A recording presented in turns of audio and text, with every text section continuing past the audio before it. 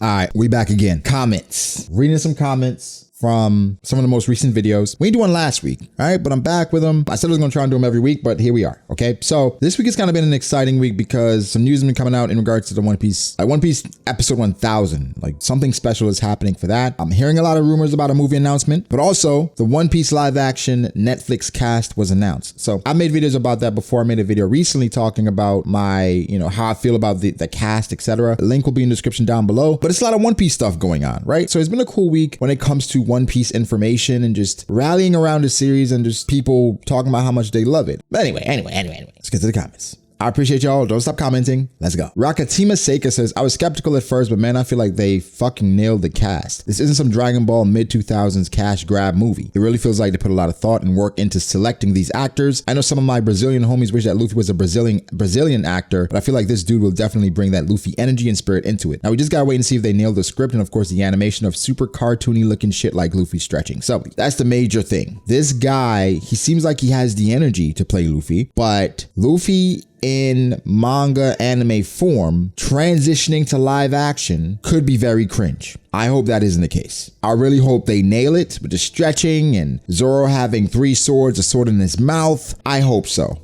That's the main concern for me. How do you make these things that can be cringy even in manga and anime format transition to live action and not be just cringe? How do you do that? The actor does seem to have that energy and I'm excited. Let's just see the first trailer. I mean, we're not going to see it for a while because I think they start filming in 2022, but I have faith in the script. I have faith in what they're trying to do here. Fumosaram says, the actors are all very handsome in their own way, and I'm excited for them. My main criticism with this cast is just Netflix Zoro has a baby face. I mean, come on. At least in the pictures that we got. And Netflix Sanji equals an L. It's an L face. There's no two ways around that. He can play a double role, get paid double or whatever, okay? Nami and Usopp are actually pretty damn cool, vibes-wise. Luffy, nah, I don't see it. The vibe is not there, at least not yet, but I still hope they will have a lot of fun playing. So you're not gonna play Sanji in an L. That's just not gonna happen. I've been seeing people say Sanji's character or actor should play Zoro, and Zoro should play Sanji. I don't know. If you've seen McKennu's actual footage of him performing, you'd be like, okay, that's fine. I guess he does have a baby face, whatever. I'm not sure if they're gonna bulk up for the roles, but from what I've seen, because people are putting like a lot of images of them on Twitter, they're already pretty in shape. And again, you just have to see them in costume. This is their normal state. Sanji's actor is gonna grow his hair out. Zoro's will as well. It's gonna be, a tinge of green in some way. Can't be bright green, I don't think. That wouldn't look decent. And we'll see. I think the cast is pretty all right. Pretty damn good, I think. M. Hollis 1989 had a good comment that I wanted to highlight. It said, accent suppression is going to be key, I think. They can either pull a Tom Holland, a Hugh Jackman, and make them sound as plain, for lack of a better word, as possible, or they can lean into it. Our core crew and our Grand Line recruits are all from different countries, accentuate the accents, help play up the idea of 5 so far individuals from vastly different places and walks of life, finding each other and form a family. Admittedly, hearing a Hispanic sounding Gum Gum Pistol will be off-putting at first, but if they keep the pacing and action tight, I can sort of see it working. Yes. There's no hiding Luffy's voice actor and that accent. I don't think you can hide it. I think Zoro's voice actor, he sounds pretty plain. Let's say plain American, right? Like that accent is not as pronounced. I'm sure he has one that he probably suppresses. Hi, it's McKennu. Sanji's is, you can tell he's British. I'm very excited to be playing Sanji. Also, shout out to Ichiro Oda for drawing these tees for us. And I'm really wary of things I say in regards to nationalities and countries and shit like that, because people are down my people are mad. Well, not mad. People are correcting me about Luffy saying he's Hispanic because he was Brazilian. And it's like, well, we're not Hispanic, we're Latino. My apologies. My apologies. I knew it was something like that. But my apologies. All these people, they're from different walks of life in regards to nationalities. And do you lean into the accents? I don't know the right answer here. I don't know if you suppress it all or you just have them try to have a plain accent. I do think the more plain it is, the more people you can possibly attract, because accents do turn people off. I mean, it has turned me off in certain movies before. I don't know if all these actors can suppress their accents. It's tough. I mean, those guys, I think they have a lot of things to play with here, but I guess we just gotta wait and see. Mars the Prodigy says McKennu is going to kill it as Zoro because the spirit of Zoro has already taken him. Honestly, something about Sanji's actor just feels right.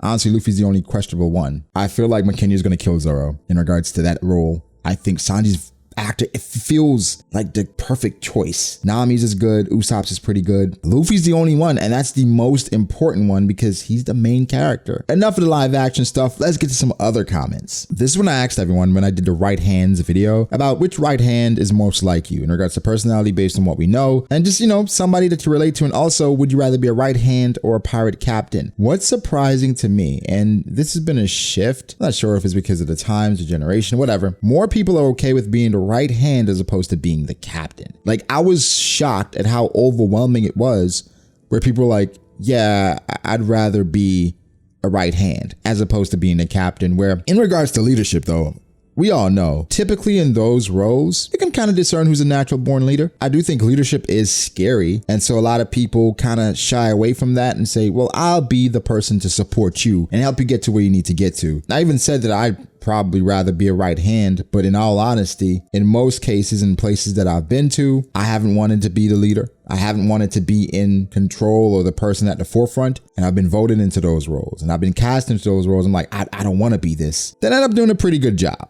So, I mean, I don't think I'm a natural born leader. I think it's just something that I deal with from time to time. It's interesting. I really do appreciate everyone contributing because I learned a lot just about people and how people think. And also, let's talk about some of the people and some of the right hands that people relate to where they feel like they're the most like. We have Juan Pablo Correa saying, my personality matches better with Rayleigh because I'm reserved and pretty calm in almost any situation. I always try to look for the most logic things. I saw a lot of Rayleigh comparisons because, again, Rayleigh being reserved and being logical. Typically, that's how most humans approach things. In their opinion, they feel like they're reserved. Most people want to stay in the background. They don't want to get noticed, and they use their own logic to discern things. So that's how people are going to gravitate to characters like that, right? Captain Curry says, I'm not special, and I don't think I'm highly charismatic. Me personally, I've always fought tooth and nail for my homies and family and for what I believe in. I don't seek out confrontation, but my emotions do take over at times, and I will argue, fight physically and verbally to the very end. Even though my boy's gone, I relate the most to Ace after him than it's Kat and Marco. I don't like drawing attention and rather lay back and spring at the opportune moment. I wouldn't want it, but I might be a captain. I'm very particular on those I choose to have around me, and once they're in that circle, that's it. You are family. We go to war together against anything. So I appreciate this guy being honest. Captain Curry being very honest. I don't think I'm the person that's saying, once you're in my circle, you're my homie forever. Because there are people that have been in my circle and they're not in my circle no more just because of certain things. So I'm not that type. I'm not Luffy where it's like, just because you were in my circle once before, you know, you always gonna be in my circle. That's something that I always thought One Piece could have touched on. It would have been difficult, right? Somebody joins the crew, then they leave the crew, and maybe they never return and they end up being a rival of the Straw Hats. I don't know who it would be. Of course, the people are gonna say Zoro makes the most sense, but Zoro never leave the crew. The Straw Hats are just too much of a tight-knit group for that to work. However, that's a very interesting storyline of someone leaving the Straw Hats, going and creating their own path and coming back with their own crew and competing with the Straw Hats. Never gonna happen. Just an interesting storyline. Maybe it could be like a filler episode or something, a filler arc once we get too close to the manga, because the anime is very close. I don't know what this says, but he says, I always like to lead, and some people have told me I'm a good leader, but being the right hand of someone really great and capable to lead would be satisfying to me. That's the thing. A lot of people don't mind helping greater people achieve their goals, which is so interesting to me. And I like it because it's showing that I have more faith in humans, that if the person shows that they're worthy, people will follow. It's just that a lot of people don't think that someone is worthy because everyone has flaws, but with those flaws, are you okay with it to the point that you will follow somebody? Because most people really aren't. Swish says, I'm more like Katakuri Asabo. My 4 little brothers are my everything, so sibling accountability is big with me. Yeah, it's funny because after I did that video, right, my best friend texted me and he said, well, first he said, fuck out of here, Sasuke is not a right-hand man. I died laughing because he probably isn't, but whatever. Well, he kind of is. Then he said, why are you capping? You definitely have big Sabo energy. He's like, I know you. And I thought to myself, was I being modest for the video? Because the thing with Sabo, like I said, seems like he would do some things at a moment's notice for whatever, you know, for whatever he believes in. And he has a very sadistic side to him. I'm not going to say I have a sadistic side, but I'm not going to say I don't have a sadistic side. All I'm going to say is I can understand why my friend would say that. But yeah, I thought that was funny because typically as well, your opinion of yourself is not what people think of you. That's why it's so good sometimes to have other people around you to just give you a reality check from time to time where you're like, oh, I think I'm definitely Zoro. And they're like, Bepo, you're more the Bepo type. AF says, I've been both a leader and second command throughout my career, and I'd have to say two slightly different personalities for it. I have two slightly different personalities for it. As a leader, I'm stern, vocal, and resolute. To the point, but I listen to my subordinates. As a second, I am much quieter, calculated, and present options or suggestions to the one in charge or voice concerns of the others to the leader. I also take charge when needed, of course, so it's hard to say given how little we've seen of some of these characters, but I'm guessing I'd be most like Beckman, Rayleigh, or even Katakuri. That's a great response, AF. I'm sure there are a lot of people, sometimes you've been cast in leadership roles and you have to be different. And so for these characters, if they were in a different situation, how different would they have to be? Would they be forced? I mean, they would obviously be forced to be different than they normally are. You know what I mean? So that's a good response. Listen, the fact that every right hand here is a strong fighter and that we have Bepo just show how bad Law's crew is. Yeah, somebody said they're primarily doctors. What do you expect? And then somebody was like, wait, where exactly is it said that Law's crew is a crew of doctors? I see this all the time and I wonder where this comes from because Law just asked John Bart to join him in Sabaody and John Bart has zero medical experience as far as we know. So when are they said to be a crew of doctors? I'm not sure, to be honest. I don't know where the hell that was mentioned. It's just something that we ran with that, oh, it's just a crew of doctors. I'm just like, okay, you can be a crew of doctors and not be absolute shit. They're a crew of doctors that are absolute shit. Like, they're really bad. I hope one or two of them have broken devil fruits as well, so we can justify it, but right now, no. Troy Oliver said King of Lightning is still going to make excuses for Zoro not being a vice captain. Yeah, I mean, I've seen a lot of people talk about Zoro not being vice captain, Zoro not being first mate. Is it the B? That's all, Brook. I don't know. It's just something that I'd rather not argue about because if I had to pick a vice captain to start, I'm picking Zoro, right? But I understand why people would say Nami. Sanji, I don't think is an option here. And that's pretty much it. So something about me as well that, again, I'm not like Zoro, I don't think, in regards to personality at all. I wouldn't say at all, but my sense of direction is terrible. Anybody that knows me knows that my sense of direction is absolute shit. Even for places that I've lived for years, I'm still putting in the GPS to get to certain places where like, we've been here like 10 times. You still don't know how to, like, I don't know what to tell y'all. Sense of direction is just, that's why I think I like Zoro's gag is always funny to me because it's so exaggerated. Like the time him and Sanji were running and then he ended up on like a fucking, like a peninsula. I was like, how do you eat? How does that happen? It's the funniest thing to me. Gildar's Drag News says, not really a known opinion, Dofi would have been a good commander for Kaido. And since the Beast Pirates is kind of related to cards like King, Queen, Dofi can be Joker as he was referred to this name for his devil fruit business with Kaido. So that's something we talk about all the time. Doflamingo being a commander and where he would rank, not in regards to strength, but overall usefulness. And I think Doflamingo has the utility and the devil fruit and the charisma to be a Yonko's right hand man. Narratively, it's easy for someone like Doflamingo to justify him being stronger because there's so many different things you could give him because he already has Conqueror's Haki. He was already very creative with his devil fruit. It would be nothing for Oda to basically elevate Doflamingo to right hand status in regards to portrayal. He just didn't need to be that strong because of the narrative, but you could ultimately see the potential, right? Doflamingo, what he presents, I mean, it's equal or greater than what we've seen from some right hands, just being straight up. But he's someone that was a main antagonist for a long time. Maybe not in specific arcs, but you felt Doflamingo's strings on the story in so many different facets, even going to Whitebeard and his medicine, right? So many different things you felt it. So Doflamingo could 100% be a right hand. There are two things I want to read here. One is Jay the Truth says, I'm calling it now, Blackbeard is coming to Wano to steal Big Mom's fruit, then gets rid of Whitebeard, Big Mom, and Kaido. Huh? Oh, then that gets rid of Whitebeard, Big Mom, and Kaido. Luffy, what? Okay, I'm calling it now. Blackbeard is coming to Wano to steal Big Mom's fruit. Then that gets rid of Whitebeard, Big Mom, and Kaido. And Luffy in parentheses, those that made a pact with the government to get rid of rocks to become Yonkos because like Kaido said, when pirates are faced with losing, they will turn on you. Cool! Smug says, quality of One Piece is clearly going down. The fast pacing, the random plot twists. I'm 18 years into it and I was never so disappointed with an arc. He says the only great moment was the roof piece, but that's it. I'll say there are a lot of people that would disagree with you. I agree that there's some instances where like One Piece isn't where it used to be, but I think some of that is just fatigue. It's been going on for so long, but there's still some moments in One Piece more often than not that blows my expectations out the water. While you can argue that there's some things about One Piece that's gone down, I think there's some things about One Piece that's gotten better, and it's about perspective. And for you, there's nothing wrong with that. Like, I'm not gonna kill people for how they feel. How you feel is how you feel. Pharrell Williams III,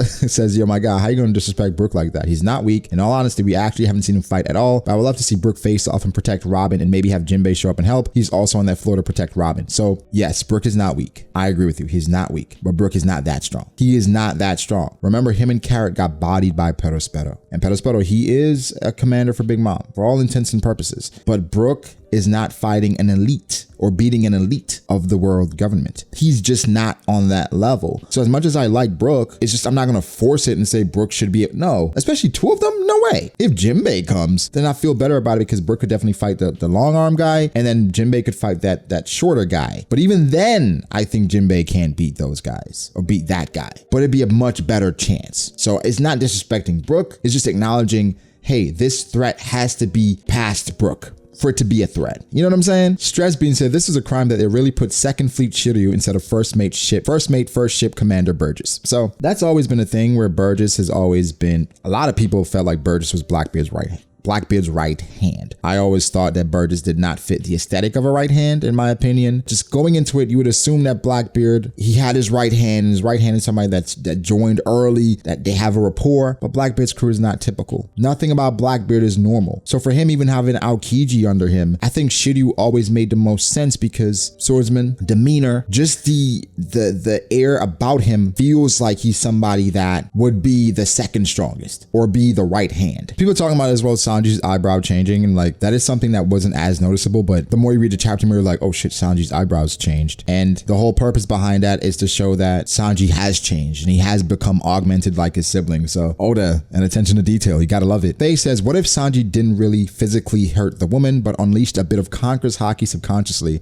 while he's fighting whatever's changing him mentally? So I've seen a bit of this in regards to Sanji and Conqueror's haki. I don't know. I don't want to go that far. I do think this could be a conspiracy where the woman could be somebody that was trying to hurt him. Then she ended up hurting herself. And that's the thing Oda's using against us because Sanji wasn't in his right mind. I don't think you'd ever hurt a woman. Regardless of what's going on, I don't think you'd ever hurt a woman. I think it's something they're trying to force on him. It's just hard to see Sanji even not in his right mind because it's a fiber of his being. You know what I'm saying? Max Celestin says, without Law's awakening or devil fruit, Kid would have been destroyed. His awakening to me as of now is a giant disappointment. Like what? On a regular person, okay, but Big Mom is literally a tank. If Law didn't use his awakening, he's doing nothing. Everyone skips over Sanji saying he's burning white hot. The white is the fourth color of the fire spectrum. It's yellow, red, blue, white. My assumption is he's awakening more of his germicide, but keeping himself. Hard to say about Kid's awakening. I do think Law's awakening still is more impressive because, you know, Law is just broken. Still want to see a bit more from Kid, but I think he has been impressive. Like, we cannot continue to do this. The white hot thing, I did say that it may be a different color, different whatever, but let's stop shitting on Kid for a second, okay? Isis1155 says, decades probably refers to the God Valley incident. We gotta wait and see what happened in God's Valley. We're gonna get some more information, but we just gotta wait and see. If that's when Big Mom got hurt, I mean, I can't wait to see that. Romario Plowright says, I feel the raid suit will be remade. Yeah, I don't think it's done. I don't think it's completely gone. Because like I said, Usopp did say he was making changes, because if he did, he probably understands the specifics. Usopp and Frankie, at least, the specifics of how it was made, but I don't know.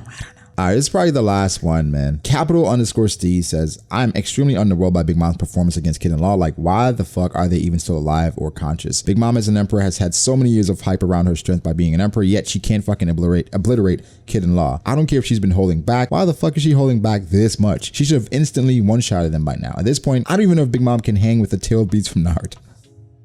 Why did I read this? Okay, in Shonen, it's going to be progression. Big Mom, we know she's stronger than Kid and Law combined. However, she said she was holding back. Kid and Law said they were holding back. Why do characters hold back? Because that's just how it is. In Marineford, why do people hold back? This is how it is. It's just a thing within Shonen storytelling that it's a buildup to get to this point where everyone now is not holding back. Because if you go into a fight and everybody just starts going all out, it's no buildup. That's not good storytelling. And that's not exciting. So that's why I think you have to expect things like that. And you can't nitpick every single thing because you're going to start pointing out different things like, why did they hold back here? Why didn't Luffy use future sight here? It's just how it is, right? So I think give it time. I understand, but don't focus too much on the power scaling aspect. Focus on the story, what makes sense for the story, because that's what Oda is going to prioritize. It is what it is. But guys, give me your thoughts. We reached the end. So many different comments. I wish I could get to all of them, but I cannot. Shout out to Johnny Pollack. He said, love the video. Keep up the great work. Thank you guys so much. Somebody said do a reaction to the recent episodes too. I will. I'm probably drop a double reaction this week. But guys, give me your thoughts. Make sure to like the video if you did. Subscribe to the channel for more content like this. Follow me on Twitter at BragoDAce. Follow me on Instagram, BragoD.Ace. Thanks to my patrons. I appreciate you guys so much. Again, guys, like and subscribe, and I'll catch you in the next one. Peace.